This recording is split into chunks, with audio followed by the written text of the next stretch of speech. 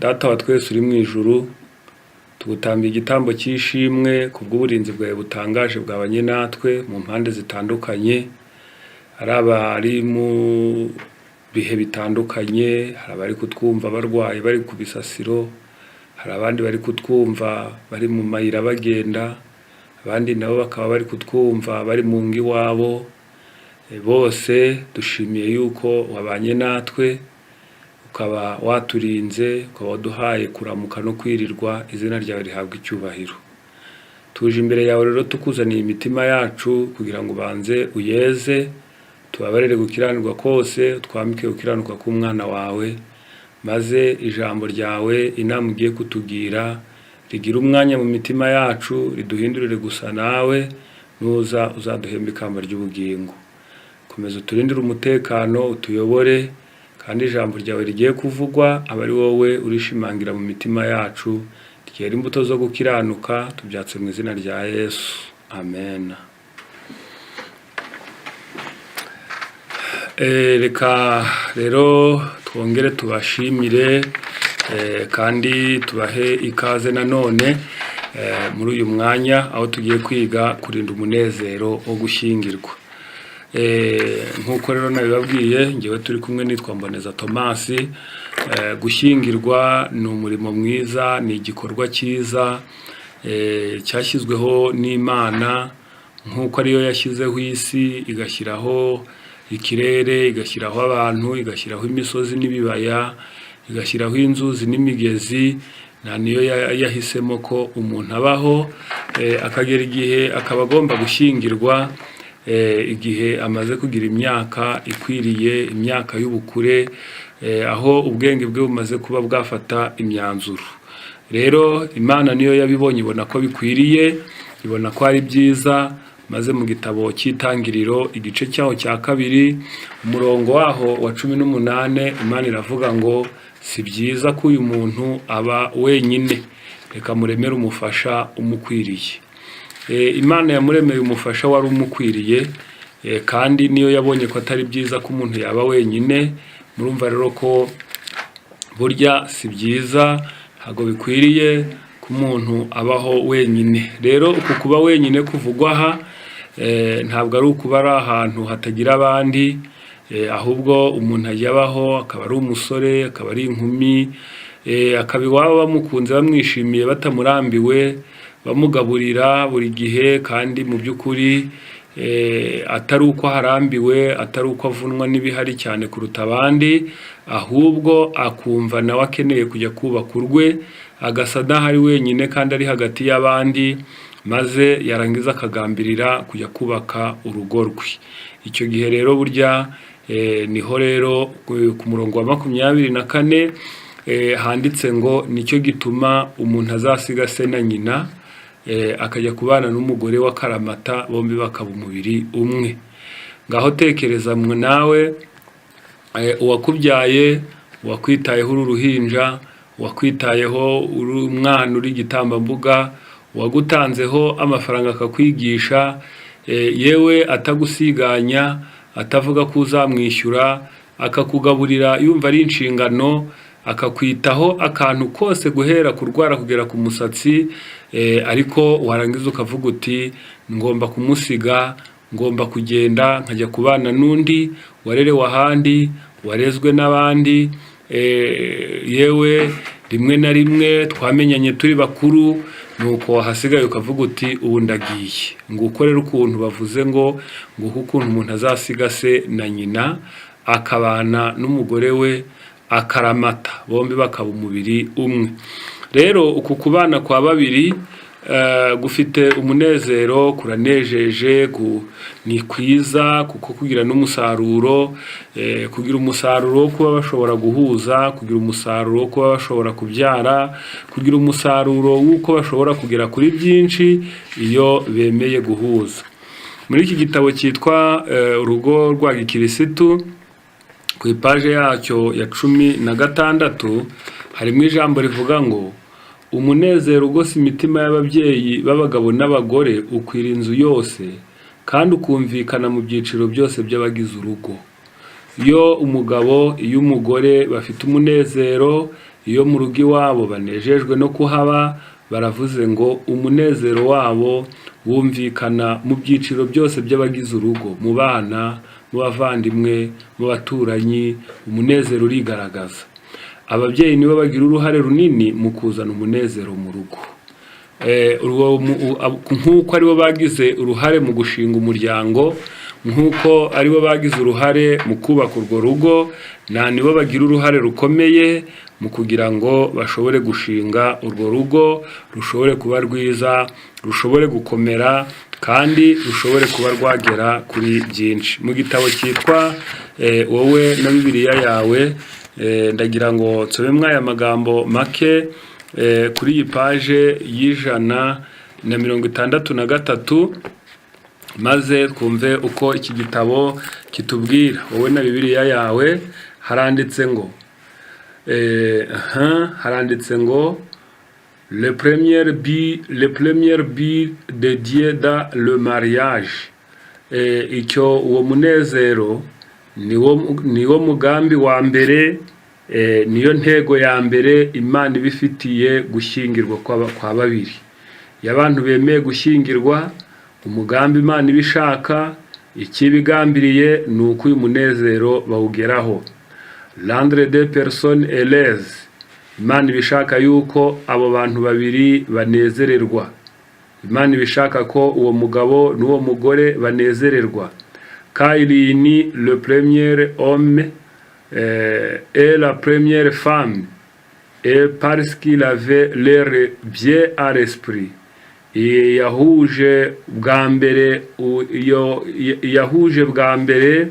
uwo mugabo n'umugore, nuko yashakaga yuko bagira umwuka umwe. Abo bantu Imana yagiraga ngo banezererwe, Imana yagiraga ngo babe beza, Imana yagiraga ngo bumvikane, Imana yagiraga ngo abo bantu bafatanye kugera kuri byinshi, maze irangije iravuga ngo reka rero bubake uwo muryango. Baravuze ngo il savait que ce n'est qu'à partager la vie ensemble qu'il peut goûter à ces joies les plus profondes. Imana iravuze ngo yarizi neza yuko nibasangira imibereho, maze barangiza bagasangira byose, bazaryoherwa n'umunezero mu buryo bwimbitse. Imana yarizi neza yuko nibahura bagahuza umunezero, bagasangira byose, bagahuza imitungo, bagahuza ibyo bagomba guhuza byose bikaba bimwe, baravuze ngo niho bazaryoherwa n'umunezero mu buryo bwimbitse. Rero abashyingiranwe, ababana mu muryango, baba bakeneye kugira ngo uyu munezero Imana yabageneye urindwe kugira ngo utazagira ikiwuhungabanya. Niyo mpamvu muri iki gitabo cyitwa twebwe n'abana bacu, ku ipaje y'112 harimo iri jambo ngira ngo naryo turisome maze twumve. Haranditse ngo kenshi ndetse inshuro nyinshi cyane, iyi ngingo niyo shingiro ry'intsinzi y'umunezero w'umuryango, kandi yititaweho ibisoko y'akaga kagwirira umuryango.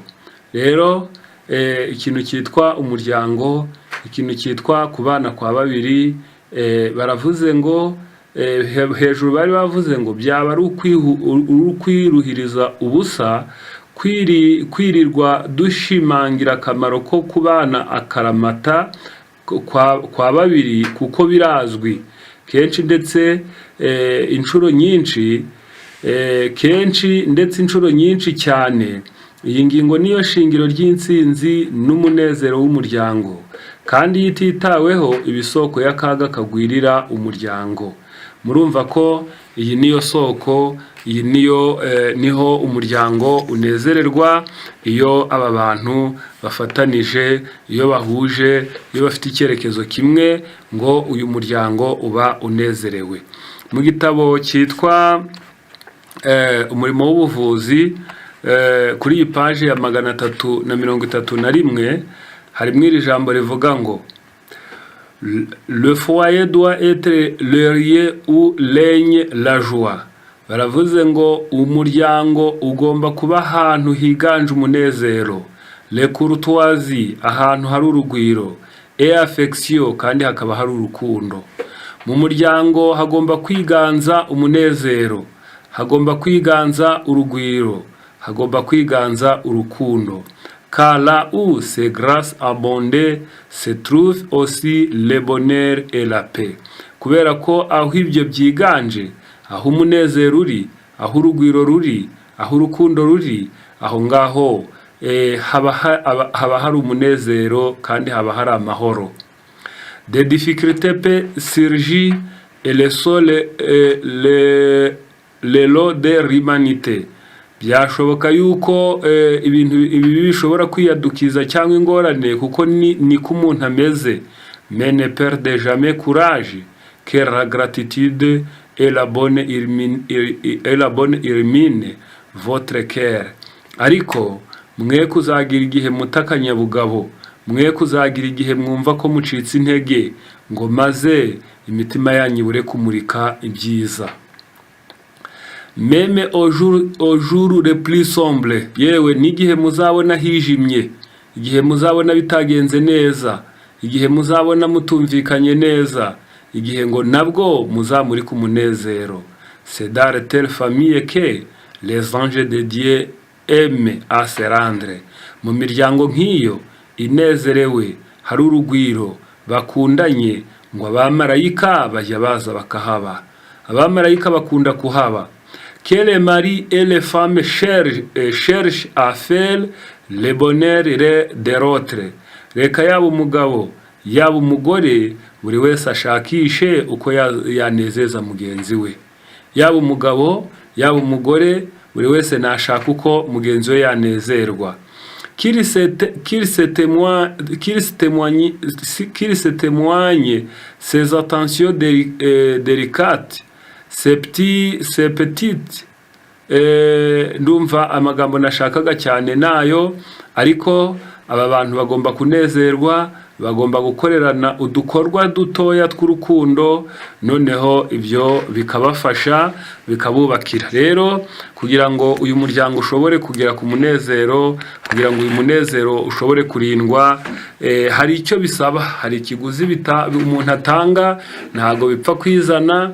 Ntago umuntu mu gitondo abyuka ngo asange mu gitondo bari guseka gusa, ahubwo uwo munezero wo gushyingirwa ugomba urindwa uterero. Icyambere ni ukurinda ubumwe bwanyu ku giciro icyo ari cyo cyose, byabahenda bitabahenda, ariko ubumwe bwanyu, umubano wanyu mugomba kuwurinda ku giciro icyo ari cyo cyose. Icya kabiri ni ukwiringirana.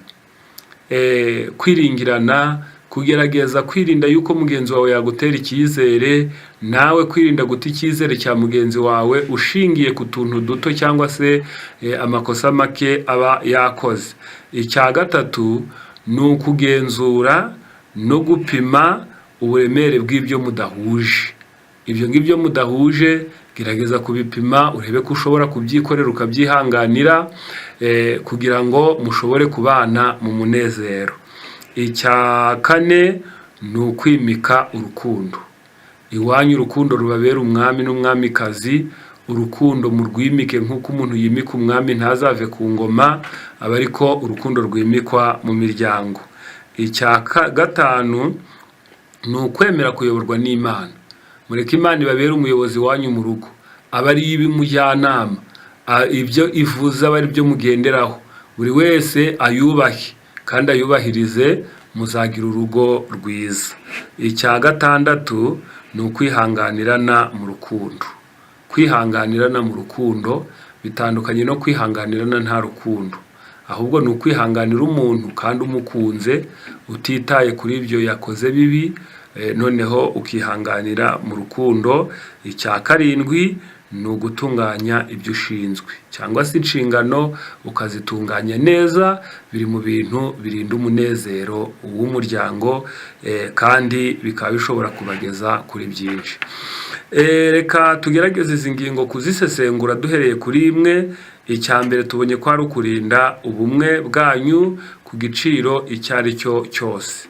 Igiciro bashakanye, ubumwe bwabo buba bugomba kurindwa ku giciro icyo ari cyo cyose. Mu gitabo cyitwa wowe na Bibiliya yawe, ndagerageza gusomamo amagambo make kuri iyi paje yaho y'164. baravuze ngo les deux deviendront une seule chair, babiri baba bamaze kuba umwe. Byavuzwe na Yesu yuko babiri iyo bashyingiranywe baba bamaze kuba umwe. Dit Jésus, ils ne sont plus deux, ntago baba bakiri babiri, mais ils sont une seule chair, ahubwo baba babaye umwe. Il est évident que c'est le décès du inspecteur de l'institution du mariage que l'homme et la femme soient unis, non seulement légalement mais totalement. Baravuze ngo byagaragaye ko uyu mushinga ari umushinga mvajuru, uyu mushinga n'umushinga wahumetswe n'ijuru wo kugira ngo aba bantu babiri bashoye umushinga wo kubana, umugabo n'umugore, be kugira ubumwe gusa bushingiye ku mategeko, ahubwo ari ubumwe buri total, ari ubumwe mbese bwuzuye. Ese mwe kuvuga ngo dushingiye ku mategeko ya leta, nuko ariko idini ribivuga, nuko ariko ababyeyi babivuga, oya, ahubwo ngo bugomba kuba ubumwe buvuye mu mutima, budashingiye ku kuba ari uko bishingiye ku mategeko. Une mariage devrait voir deux cœurs déposés sur autel rayonnant du feu de l'amour divin pour y être fusionnés et forgés à un instrument sacré pour Dieu. Baravuze ngo gushyingiranwa kw'iyo mitima yombi aba ari ukuyifata yombi, warangiza ukayishyira ku gicaniro cy'umuriro w'urukundo mvajuru, maze warangiza wa muriro ukashongesha ya mitima yombi, ukayicuramo ikintu kimwe cyera cy'Imana. Kuvuga ngo ya mitima yombi ni umutima w'umugabo, ni umutima w'umugore. Iyo bamaze guhurira mu nzu yabo, iyo bamaze kubana, batangiye gupanga bimwe, ngo ni ugufata ya mitima yombi, warangiza ukayishyira ku gicaniro, warangiza ugatwika, ngo ariko bigatwika kwa n'umuriro w'urukundo mvajuru, yarangiza ya mitima yose igashonga, nk'uko umuntu ashobora gufata ishasha akayitwika cyangwa se ikindi kintu, maze ngo yarangiza kubitwika bigashonga, ya mitima yombi igahinduka, igacurwamo igikoresho kimwe cyera cy'Imana. Ubwo umuryango ukaba urabonetse, ni igikoresho cyera kandi cy'Imana. Ijambo ry'Imana riravuze ngo pour et devenir par la plus fort, maze barangiza bagahinduka ikintu gikomeye, plus efficace, cyuzuye, plus andira, gishikamye, que chacun ne le sert tout seul, ku buryo buri wese muri bo ntabwo agomba kuba wenyine, ntabwo agomba kuvuga ati njyewe ndaba njyenyine, ahubwo baravuze ngo baba babaye igikoresho kimwe cyera cy'Imana, gikomeye, cyuzuye, gishikamye, ku buryo udashobora kukinyeganyeza. Ce devrait être un lieu de rendez-vous à la croisée des chemins de la vie. Baravuze ngo aba bantu iyo bemeye kuyoborwa n'Imana, Imana ibibahaye rendez-vous aho igiye kubahuriza mu nzira y'ubuzima. Noneho baba bagiye guhurira mu nzira y'ubuzima, bagapangira hamwe, bagasangira inyungu, bakazisangira, igisebo bakagisangira, umunezero bakawusangira, ishema rya buri wese bakarisangira. Où se rencontrent des voyageurs qui unissent leurs bras. Mu by'ukuri muri iyi nzira baba bahuriyemo ari abagenzi babiri kandi bamaze guhuza amaboko. Uvuga ngo mu mishinga yabo barahuje, mu gusenga barahuje, mu kwiringira Imana barahuje, mu kurera abana babo barahuje. Aba ari abagenzi bahuje amaboko. Leur esprit bahuje umwuka, leur cœur bahuje umutima. continuer ensemble avec 10 fois plus de confiance. Aba bantu bamaze guhura, bamaze kubana, bagomba kwiringirana byikubye inshuro 10. Les élèves nobles de se maze bakagira umwete mu gutunganya imishinga yabo myiza, embi sacré, bakaba bafite imigambi yera, imigambi myiza, imigambi Imana ishyiraho ikimenyetso muri gahunda yabo. Rero aba bantu bamaze guhura batya, bamaze kubaka ubwo bumwe, ngo ubu bumwe bugomba kurindwa ku giciro icyo ari cyo cyose, ku buryo budashobora kuba bwahungabanywa ngo babe bapfa ikiyiko, ngo babe bapfa ishuka kuko wenda hari ukuntu ryangiritse, ngo babe bapfa amagambo, ngo babe bapfa uko ibiryo bitahiriye ku gihe. Aba bantu ntabwo baba bagomba gupfa utwo tuntu duto. Nuko hano baravuze ngo c'est devrait être le commencement d'une expérience de toute la vie. Iyo rero bamaze guhura batyo, iyo niyo ntangiriro y'ubunararibonye y'ubuzima bwabo. Penser ensemble, bagomba gutekereza hamwe. Parler ensemble, bakaganira. Faire des projets ensemble, bagapanga imishinga bari kumwe. Espérer ensemble, bakiringirana. Prier ensemble, bagasenga bari hamwe. Cette belle unité devrait pénétrer tous les phases de la vie, depuis le jour du mariage jusqu'à la fin du voyage.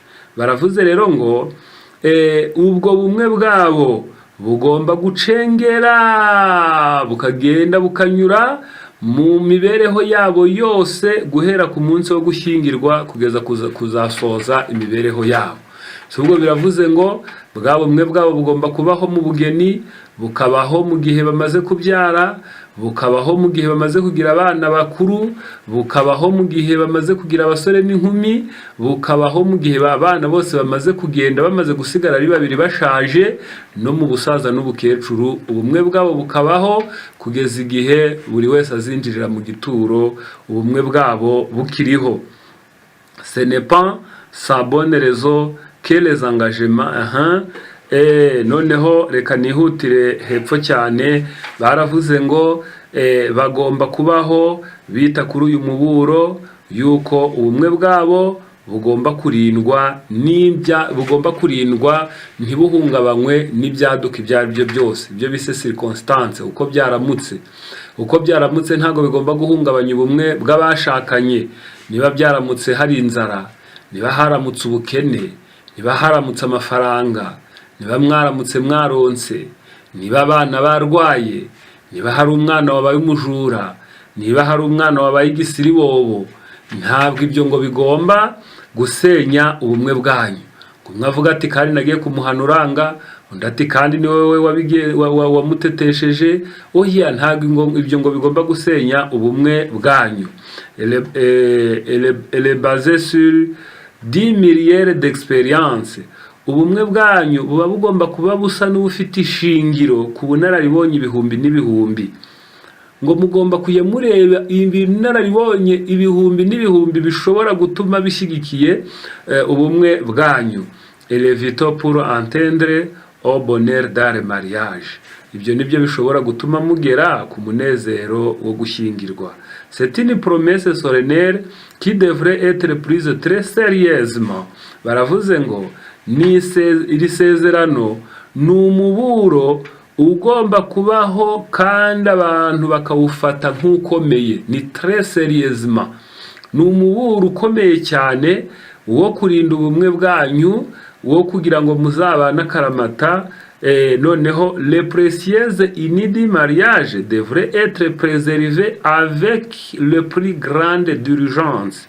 Baravuze ngo ubumwe bw'agaciro bwo gushyingirwa buba bugomba kurindwa kandi mu buryo bukomeye cyane.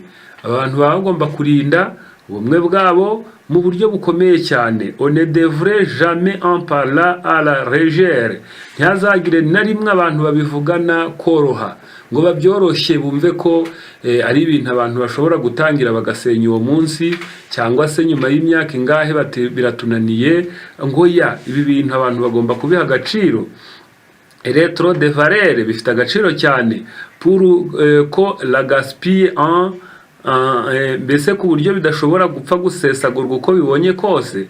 Rero ibi bintu ngo bigomba guhabwa agaciro, ibi bintu bigomba kumenywa yuko ubumwe bw'aba bantu babiri bashyingiwe bakuze bakundanye bugomba kurindwa. Buzarindwa n'iki rero?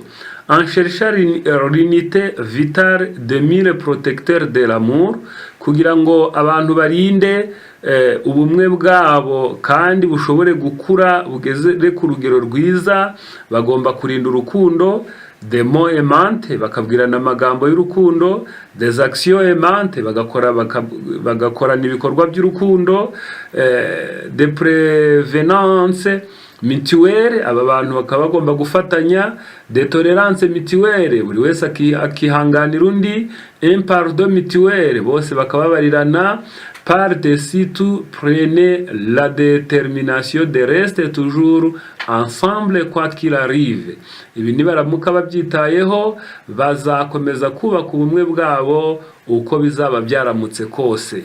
Uko bazaba baramutse, uko bizaba bimeze kose, ubumwe bwabo buzarindwa, ubumwe bwabo buzashyigikirwa, kubera ko babuhaye agaciro, baraburinze, barebye ko babonye icyo bumaze. Murukumva ko bavuze ngo bagomba kugira ubumwe mu bihe byose. Mbese ubwo mu gihe cy'ubugeni cyakindi bita ukwezi kwa buki, nibagerageze kurinda ubumwe bwabo. Igihe bamaze kubyara nibarinda ubumwe bwabo, igihe bari mu bukene, igihe baronse, icyo gihe cyose baba bagomba kurinda ubumwe bwabo. Mu gitabo cyitwa urugo rwa gikirisitu ku ipaji ya 97 ho harimo aya magambo avuga ngo iki nicyo gihe cy'ingenzi mu mateka y'abahagaze imbere yanyu bafatanya umwete, impuhwe, urukundo n'umuhati wabo mu byo gukorera gukiza imitima. Mu gushyingiranwa harimo intambwe y'ingenzi cyane itera kuvanga imibereho y'amaharakubiri bakaba umwe. Baba bavanze imibereho y'amaharakubiri igahinduka umwe ku bushake bwayo. Imana yemera ko umugabo n'umugore bafataniriza hamwe, bafatanirizwa mu murimo wayo kugira ngo bawuteze imbere mu buryo bushyitse kandi bwera. Ibyo bashobora kubikora. Rero uyu ni umugisha w'Imana uzaba muri urwo rugo, aho bombi bazaba uzaba nk'umurashi w'izuba uturuka mu ijuru, kuko ari ubushake bw'Imana yategetse yuko umugabo n'umugore bakwiriye gufatanishwa imirunga yera muri Kristo Yesu, bategekwa kandi bayobowe n'umwuka wera. Rero ibi nibabyitaho, ibi nibabiha agaciro, ibi nibabikurikirana, bizatuma bagira ubumwe, bizatuma bagera kuri byinshi. Mbere yuko iyi ngingo nyivaho yuko bagomba kurinda ubumwe bwabo ku giciro icyo ari cyo cyose, hari ibintu bijya bisenya ubumwe bw'abashakanye. Aba bantu bagomba kwirinda, cya mbere ni ibyaha birimo kubeshya, ibinyoma. Ubeshya umuntu ukamubeshya rimwe kabiri gatatu kandi akagenda bibona ko wamubeshye, icyo gihe ubumwe bwanyu buba butangiye kuzamo igitotsi. Iyo habayeho gucana inyuma, iyo habayeho ibyo byaha byo kutiringirana, iyo habayeho gukekana ubusambanyi, icyo gihe ubumwe buba bugiye gucika. Icya kabiri ni ukutababarirana. Umwe akaba yaguye mu makosa, uti ntabwo nkubabarira, ukambese ugasa n'ubuganiza agahinda, maze ukimakaza urwango muri wowe. Uko kutababarirana biri mu bintu bishobora gutuma ubumwe busenyuka. Icya gatatu ni ukubura kwitegeka no kwiha agaciro. Umuntu akananirwa kwitegeka, akananirwa gutegeka gahunda ze, akananirwa kwiha agaciro, mbese agasa naho ari umuntu uri aho ngaho utereye aho, udashobora kwiha agaciro, udashobora kwambara nk'uko bikwiriye, ahubwo ugasanga yambara nk'abasazi, ugasanga ashobora kwiyambika ubusa, ugasanga mbese mu by'ukuri ntabwo amenya yuko ari kumwe, ntabwo amenya ngo uyu munsi hari bande, reka ngerageze nuko. Mbese ugasanga ari umuntu uri aho ngaho utereye aho. Icya gatatu ni igihe udahunda agaciro. ntujya umenya inzara ye, ntujya umenya ko akeneye kwambara, ntumenye yuko akeneye kwitabwaho. Uko kubona utita ku mugore wawe, ukabona umugore ntiyita ku mugabo we, biri mu bintu bisenya ubumwe bwabo.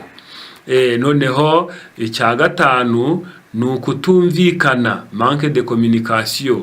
Mbese ntimujya mwumvikana, ntimujya inama, ntimupangira hamwe, mbese ugasanga hagati yanyu hari bimwe bijya bipfa bishingiye ko mushobora kuba mutabiganiraho. Ikindi ni uguta icyerekezo cy'inyungu rusange z'umuryango.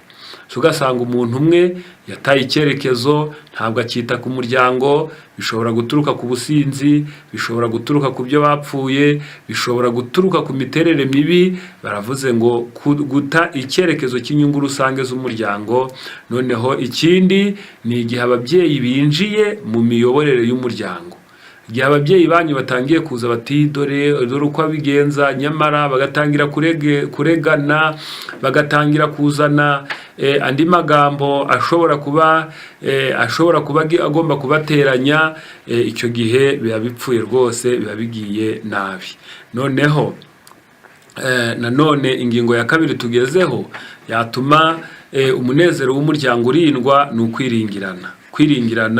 Kwiringira undi, kubaho mu mibereho yawe wiringiye umugore nawe akakwiringira, ukiringira umugabo akakwiringira, biri mu bintu bituma umuryango ukomera. Muri iki gitabo cyitwa Urugo rwa Gikirisitu ku ipaje y'169 harimo aya magambo atubwira atya kuri iyi ngingo yo kwiringirana, kugeza igihe ngo hari umwanditsi umwe wavuze uti ugomba kugerageza kwiringirwa na mugenzi wawe nubwo byagusaba kuba watugengeza amaraso, cyangwa se kuba byagusaba kuba wasonza, ariko ntumwibe, agakomeza akakwiringira.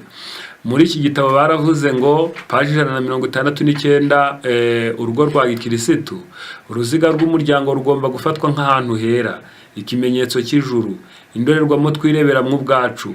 Dushobora kugira inshuti n'abo dushyikirana cyane, ariko ntibagomba kwinjira mu buzima bw'umuryango. Buri wese agomba kwiyumvisha cyane ko iby'umuryango ari umwihariko kuri ba nyirawo, bakoroherana, bakaruhurana kandi bakizerana. Aba bantu bagomba koroherana, bakaruhurana kandi bakizerana muri iyo mibereho yabo iwabo mu rugo, aho ngaho bari. Muri cya gitabo twahoze dusoma cyitwa Umurimo w'Ubuvuzi, ku ipaji ya 331 haranditse ngo une confiance parfaite devrait exiger entre eux. Baravuze ngo kwiringirana kuzuye hagati y'abo bantu kuba kugomba kubaho. Kwiringirana kuzuye devrait, kurategetswe, hagati ko kugomba kubaho hagati yabo. Qu'il envisage ensemble les responsabilités. Bose baba bagomba guhurira mu nshingano zabo. Et travailler pour le plus grand bien de leurs enfants. Bose bagakorera ibyiza abana babo. Ne se critique jamais à leur présence. Be kuzajya banenganira mu ruhame. Be kuzajya banenganira imbere y'abana babo, be kuzanenganira igihe abandi babarebye, be kuzacirana imanza bari mu bandi, be kuzajya buri wese agerageza guha agaciro ibyo yakoze kuruta undi bari mu bandi. Noneho baravuze ngo que la femme s'efforce de ne pas compliquer la tâche de son mari. Reka umugore ye kuzajya ashyira imbaraga mu gusa naho abona ko umurimo w'umugabo we ukomeye. À l'égard des enfants, bavuga ati rwose abana uri gukabya mu bana. Oya, baravuze ngo et que le mari collabore avec sa femme en la conseillant avec sage et affection. Reka umugabo n'umugore bahurize hamwe mu gutanga inama z'ubwenge n'urukundo ku bana babo.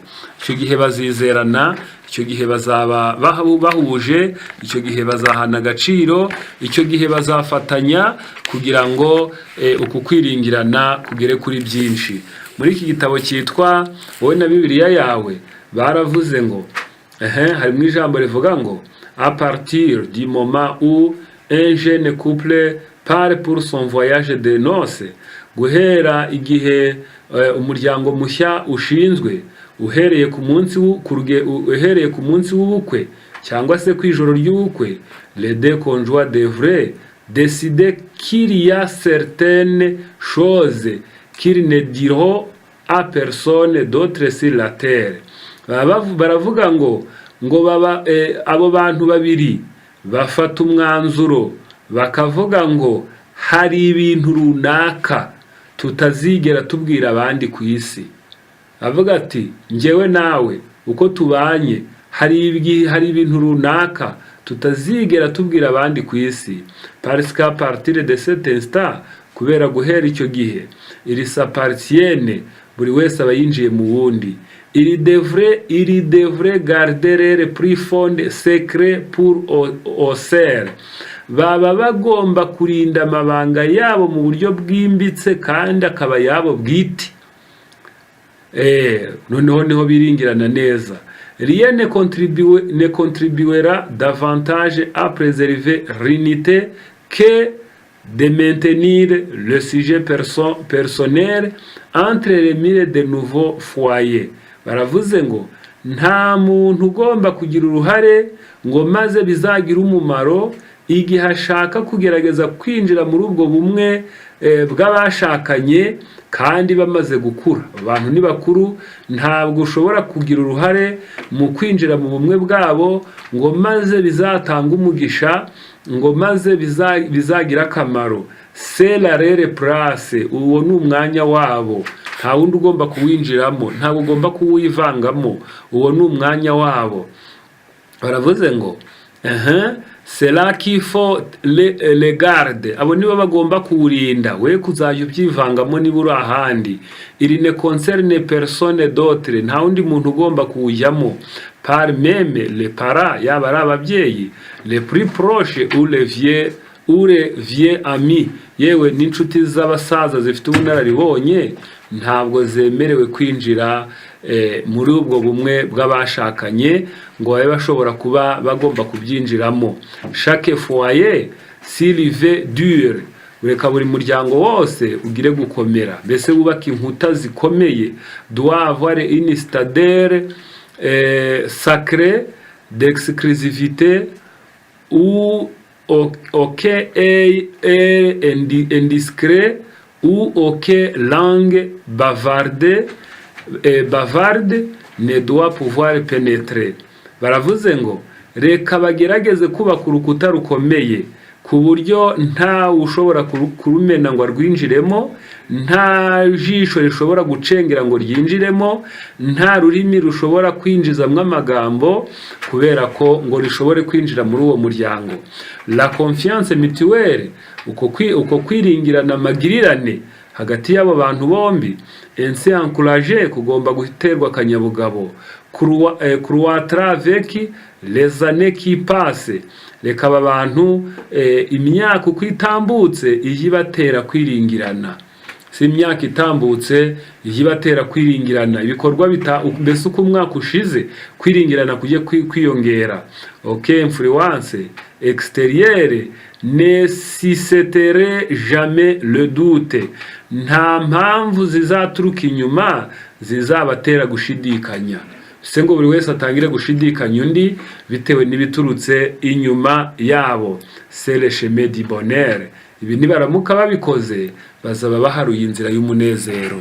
Nibaramuka kwiringirana bakurinze mu mibereho yabo, bakiringirana mu mibereho yabo, bagakundana mu mibereho yabo, bakagerageza guhuza, bazaba barinze iyi nzira y'umunezero ku buryo bazarinda bayisoza bakinezerewe.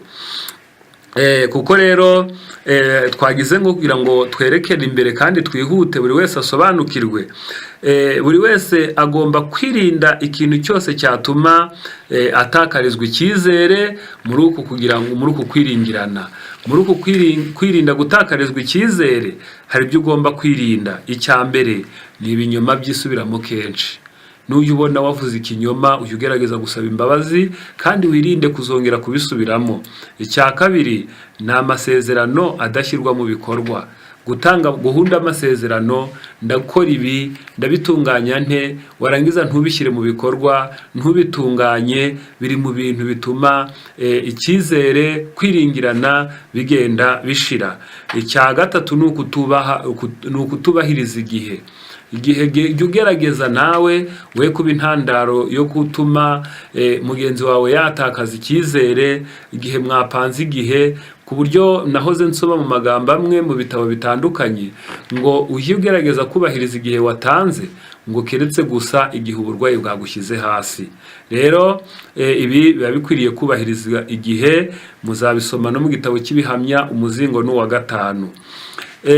Noneho ugomba kwirinda gufuha cyane ndetse n'ubusambanyi, biri mu bintu bituma abantu batiringirana. Igihe mugenzi wawe ahuye n'abo biganye, ahuye n'abo babanye, ahuye n'inshuti ze, ntabwo ari ngombwa gufuha, ntabwo ari ngombwa nanone kubitindamo, ariko nanone abantu bagomba kwirinda ko mugenzi wawe yagukekaho ubusambanyi mu buryo ubwo ari bwo bwose. Nanone kandi ni ukwirinda gukomeretsa undi. Jya wirinda kumubwira amagambo mabi, jya wirinda kumubwira amagambo y'incyuro, kuko kumubwira amagambo mabi no kumukomeretsa bishobora gutuma kukwiringira bishira. Reka tujye ku ngingo ya 3, ni ugupima uburemere bw'ibyo mudahuje. Noneho nk'abazasoma igitabo cyitwa Différences certainement inséparables, hari bavuga neza ko iyo abantu bashyingiwe ko buri wese aza yikoreye amavarisi cyangwa se ibikapu bitatu, ngo icya mbere ngo aba ari ibyo azanye nawe usanzwe ukunda, mbese ugasanga hari ibyo azanye nawe mu mico ye. Ntabwo ibi bikapu ari ibintu aza yikoreye, ahubwo mu mico ye haza bisa naho bibumbiye mu bikapu bitatu. Hari ibyo aza afite mu mico ye ugasanga nawe ubikunze, nawe ariko uteye. Icya kabiri, hari ibyo azana ukabona utabikunze ariko ukabona ntacyo bigutwaye. Icya gatatu, hari ibyo azana ukabona utabikunze kandi bikubangamiye unabyanga. Ibi bintu uko ari bitatu rero ngo uba ugomba kubishyira ku minzani ukabipima, kugira ngo mu mibereho yanyu bidashobora kubazanira agatotsi cyangwa se bikaba bishobora guhungabanya umunezero mwari mugamije. Mu gitabo cy'Abefeso ni igice cyaho cya 4, reka nsome kuri uyu murongo waho wa mbere ndageza ku wa 3. Harimo ijambo rivuga ngo, Abefeso igice cyaho cya 4 ni umurongo wa mbere, ngiye gusoma ngeze ku wa 3. Haranditse ngo, nuko ndabinginga ngewe imbohe y'umwami Yesu, ngo mugende uko bikwiriye ibyo mwahamagariwe, mwicishe bugufi rwose, mufite ubugwaneza bwose no kwihangana, mwihanganirana mu rukundo, mugira umwete wo gukomeresha ubumwe bw'umwuka umurunga w'amahoro. Icyo nashakaga cyane n'iri jambo rivuze ngo mwihanganirana mu rukundo. Bivuga ngo abashakanye mu mibereho yabo bagomba kwihanganirana kandi mu rukundo. Muri iki gitabo cyitwa Wowe na Bibiliya yawe, baravuze ngo ku ipaji 165, des personnes d'éducation et de milieux différents, parfois de différentes nationalités et des langues maternelles différentes, ne peuvent éviter d'avoir des différends. Baravuze ngo abantu barerewe ahantu hatandukanye, bakaba barabayeho mu mibereho itandukanye, bakaba rimwe na rimwe bafite ubwene gihugu bunatandukanye, bakaba hari n'igihe indimi z'ababyeyi babo zitandukanye. Abo bantu ntacyo wakora ngo igihe bahuye babure ibibatandukanya.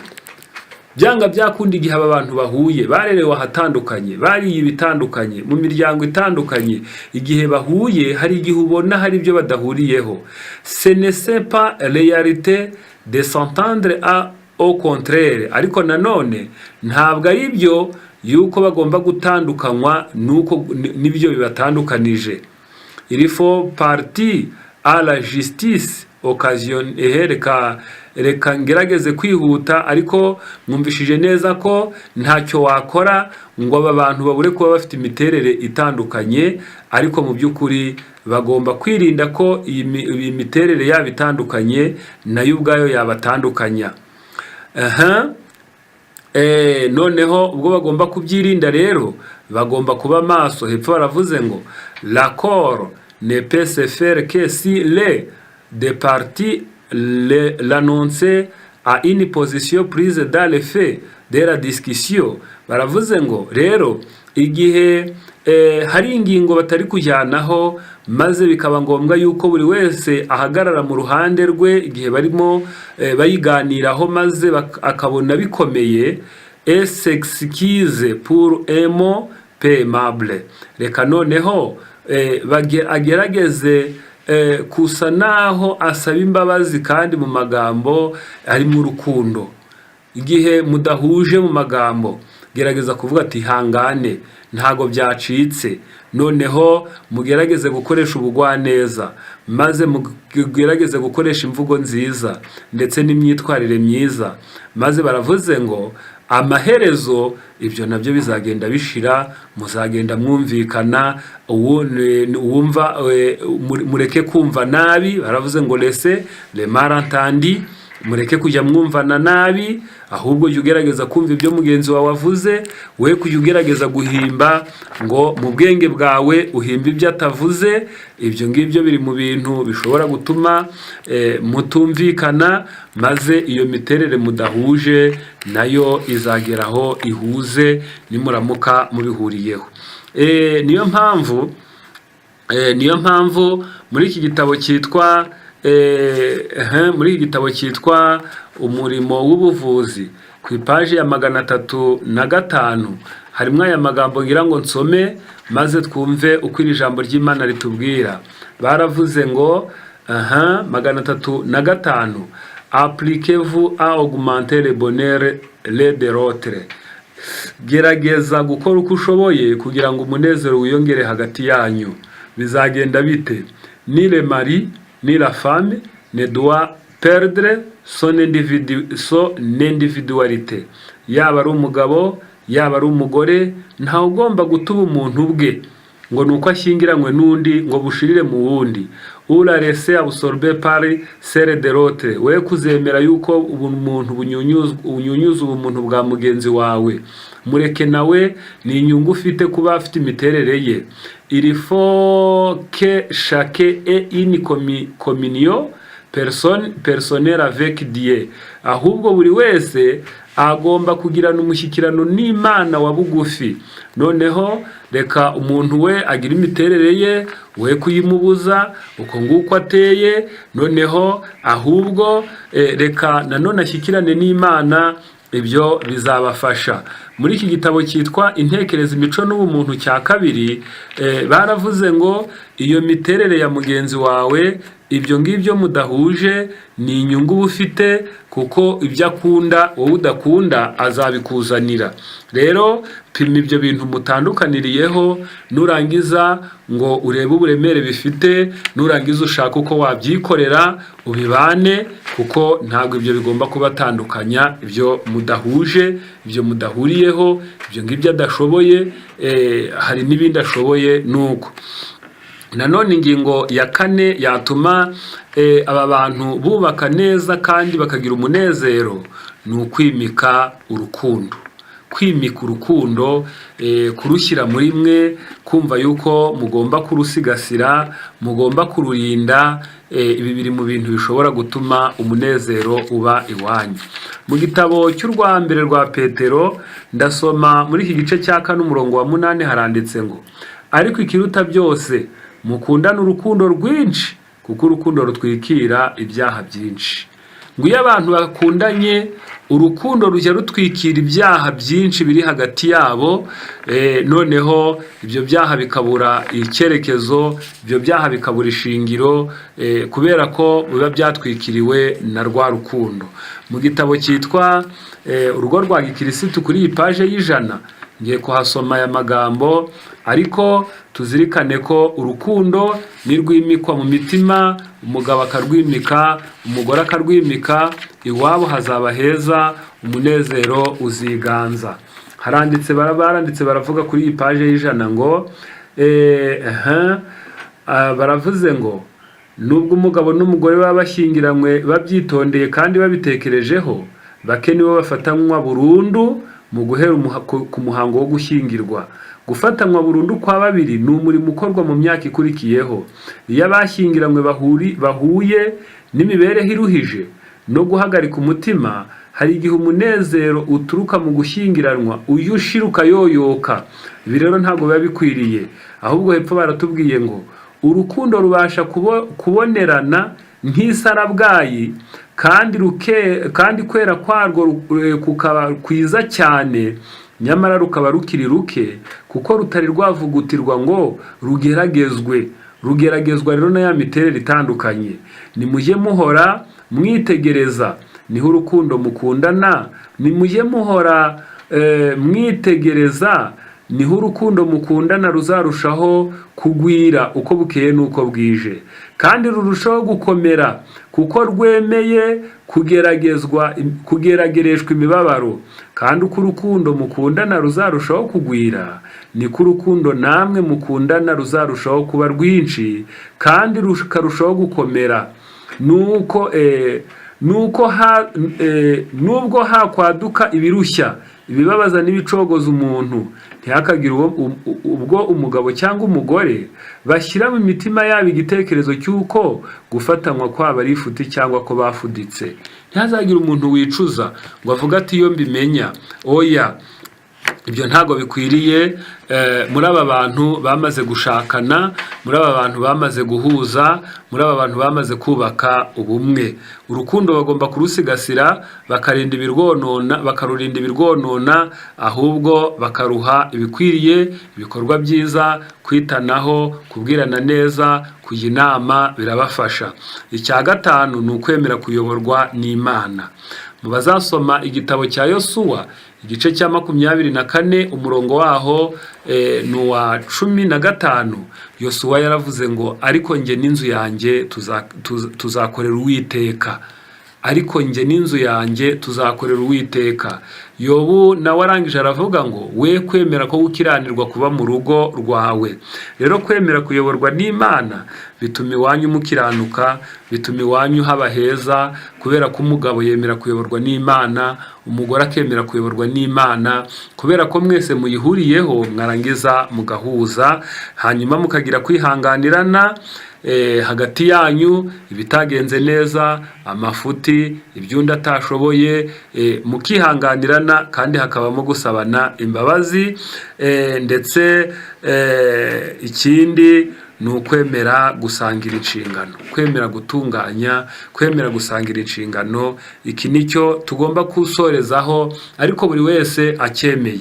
Iyo umuntu ashaka kugira ngo ase naho ahenze mugenzi w'ubwenge, ajya avunika wenyine, ajya akora wenyine, wowe use naho umuhenze ubwenge wiyicariye, ibi bintu bibabaza umutima wundi, maze byarangiza umunezero ukayoyoka. Kandi iyo mugenzi wawe yababaye, nawe ntushobora kunezererwa. Hari igihe usanga umuntu afite amaboko arimo ubunebwe, ugasanga mu mutima we hari ubunebwe, mu bwenge bwe hari ubunebwe, noneho akajya ahora ashaka impamvu, narwaye, nakererewe aha, aho agiye agaherayo, yajya gusura ahandi kuko batari bumuhe imirimo akumva yakwibera iyo, aho bamukunza akumva atakura akarenge. Mu by'ukuri abantu bashyingiranywe ntabwo ibyo bagomba kubikora. Mu gitabo cya Zaburi 128 umurongo wa mbere haravuga ngo umugabo wubaha Uwiteka azatungwa n'imirimo y'amaboko ye. Uwo mugabo wubaha ngo azatungwa n'imirimo y'amaboko ye, ngo azahirwa, ngo umugore wazaba nk'umuzabibu wera cyane, ngo abana bazaba nk'uduti twaherayo bagosa ameza ye mu kirambi cy'inzu ye. Bigaragara rero ko uyu mugabo yakoreye urugo rwe. Nanone kandi muzasoma mu Migani 31 muzahasanga umugore ko agomba kuzuza inshingano ze. Noneho iyo rero uyu mugore yujuje inshingano ze, umugabo akuzuza inshingano ze, abana bagatozwa gukora, icyo gihe urugo ruba rubaye rwiza, ruba rubaye ijuru rito. Icyo gihe niho umunezero uganza mu rugo. Mugire iki gitabo cyitwa urugo rwa gikirisitu. Reka nsome aya magambo make twerekera ku musozo kuri iyi paji ya 203, maze mwumve uko atubwira. 203 haranditse havuga ngo umugabo agomba gukora ibimureba byose kugira ngo umunezero wiganze mu rugo rwe. Reka ingorane ze n'ibimuremerera uko byaba bimeze kose ntibihungabanye umunezero w'umuryango. Igihe arangije imirimo ye ajya atahiwe afite kumwenyura ku minwa ye n'amagambo yuje urukundo. Uyu ni uyu mugabo ubwiwe aya magambo. 223 nanone naho harimo aya magambo avuga ngo umugore kandi akaba nyina w'abana ntagomba kumara imbaraga ze zose, ntakwiriye kuryamisha ubushobozi yifitemo yishingikirije ku mugabo we muri byose, ngo nawe nakoresha ubushobozi bwe bwose, ye gufata ubushobozi yifitemo ngo aburyamishe ngo avuge ngo umugabo azakora byose. Ubumuntu bwe ntibukarangirire mu bw'umugabo we, akwiriye kwiyumvamo ko ari mugenzi w'umugabo we bahwanye. Kubw'ibyo nawe afite inshingano agomba gukora. Noneho icyo gihe rero iyo buri wese nakora n'undi agakora, maze umugabo agakora ashaka umunezero w'urugo, umugore agakora ashaka umunezero w'urugo, iwabo bazahatunganya, hazaba heza, bizabafasha kandi bizabaha kugira uyu munezero mwiza kandi bazawugeraho hagati yabo. Mu bazasoma igitabo cyitwa Twebwe n'Abana Bacu bavuze ko umugabo ari ushaka amafaranga, umugore agahindura ya mafaranga mw'iby'agaciro. Ni wowe yahindura mw'ibyo kurya, imyambaro y'abana, inkweto z'abana, ibikenewe byose mu rugo akabimenya. Ku buryo bavuze ngo inshingano zikomeye z'umugore ni ugushyira inzu kuri gahunda, ni ukwita ku mugabo we, ni ukurera abana neza, ndetse kubarera, kubagaburira, kubatoza, gushyira inzu kuri gahunda, ibintu byose bikaba bipanze neza bitajagaraye. Uko kwita ku mugabo we ntasonze, ntagire ikibazo, icyo gihe umugore aba agize inshingano ze.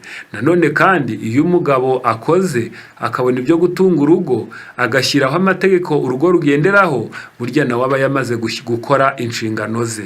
Reka rero Imana idufashe. Twari turi kurebera hamwe uko abantu bagomba kurinda umunezero wo gushyingirwa. Buri wese abe maso, buri wese awurinde, buri wese awiteho, buri wese abe umuntu ushobora kuwuha agaciro. Imana ibidushoboze mu izina rya Yesu.